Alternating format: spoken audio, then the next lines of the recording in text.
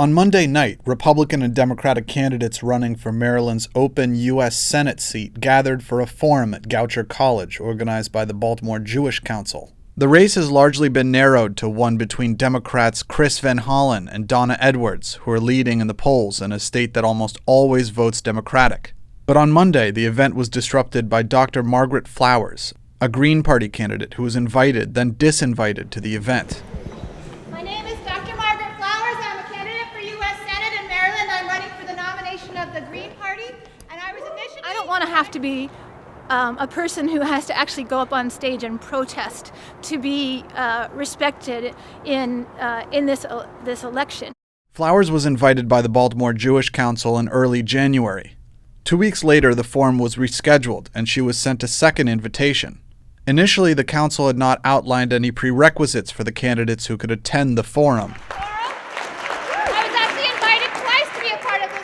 In mid-March, Flowers was informed that participants had to be polling at above 5% within their respective parties. Flowers told the council that the Green Party had not conducted a poll, but that it was clear that she was leading the nomination process for the party with well over 5% support.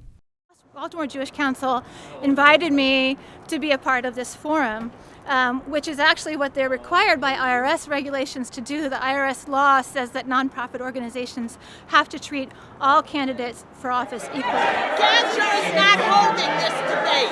Sit down. You've got enough of this. Sit down. The council responded in a final email that the forum, quote, is for candidates in contested primary elections to voice their opinions, and is limited to candidates listed on a ballot available at the polling booth. You are not facing a contested primary election, are not even on the ballot, and will not have ballots available for voters at polling locations. Therefore, because this forum is inapplicable to your situation, you're not invited to participate. Though Margaret is running uncontested in the Green Party candidates are not allowed to appear on the ballot during the state-funded primary elections. But this is one of the tools the two-party system uses to shut out third parties, Flowers says. But we have a number of crises that we're facing, and at the bottom of all of these crises is a crisis of democracy, and people are not aware of how corrupt the political system is, and it was made that way by the Republicans and the Democrats to exclude third-party voices, and that's why we're stuck in the box that we're stuck in, because third parties can't get through these obstacles. Just Democrats. There's more than just Democrats in the city.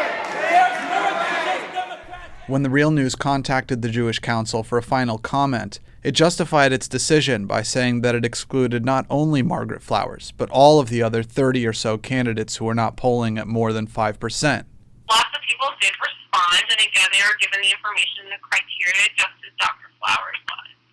So, obviously you're not going to have a forum with 30 people, and no one has had a forum with more than, I think, 5 or 6 candidates.